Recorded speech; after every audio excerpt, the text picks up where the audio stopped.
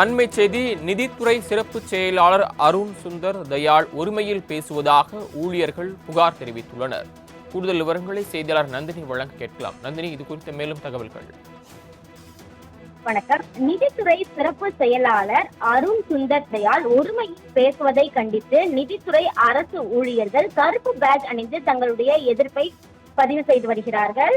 நிதித்துறை அரசு ஊழியர்களை பொறுத்தவரையில் இது தொடர்பாக நிதித்துறை செயலாளர் உதயச்சந்திரனிடம் புகார் கொடுக்க தலைமைச் செயலகத்தில் குவிந்திருக்கிறார்கள்.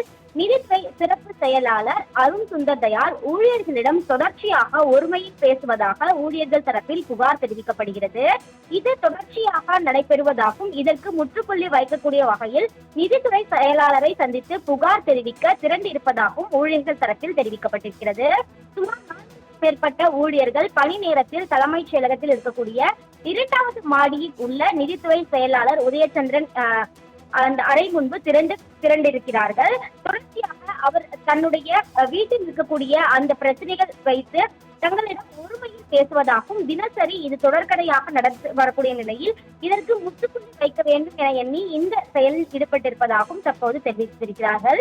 சுமார் 400க்கும் மேற்பட்ட ஊழியர்கள் கருப்பு பேக் அணிந்து தங்களுடைய எதிர்ப்பை பதிவு செய்து வருகிறார்கள்.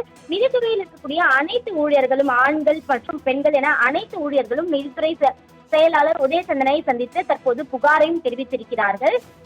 இதன் மீது உடனடியாக நடவடிக்கை எடுக்கப்படுவதாக உதயச்சந்திரன் தெரிவித்ததாகவும் தெரிவிக்கப்பட்டிருக்கிறது. அதனைத் தொடர்ந்து அவர்கள் தங்களுடைய அறைக்கு சென்று பணியை தொடங்கி இருக்கிறார்கள். இருந்த போதிலும் கூட தலைமைச் செயலகத்தில் இதுபோன்ற ஒரு சம்பவம் நடைபெற்றிருப்பது மிகவும் அதிர்ச்சியை ஏற்படுத்தி இருக்கிறது.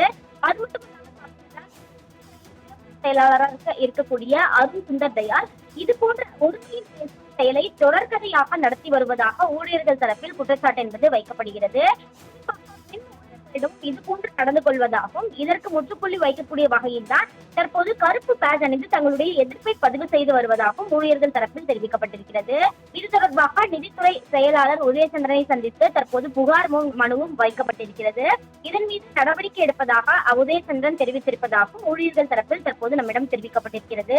சுமார் 400க்கும் மேற்பட்ட ஊழியர்கள் ஒரே நேரத்தில் தலைமைச் செயலகத்தில் இருக்கக்கூடிய 2வது மாடியில் திரண்டிருக்கக்கூடிய சம்பவம் தலைமைச் செயலகத்தில் பரபரப்பையே ஏற்படுத்தியுள்ளது. நாங்கள் வழங்கிய தகவல்களுக்கு நன்றி நந்தினி.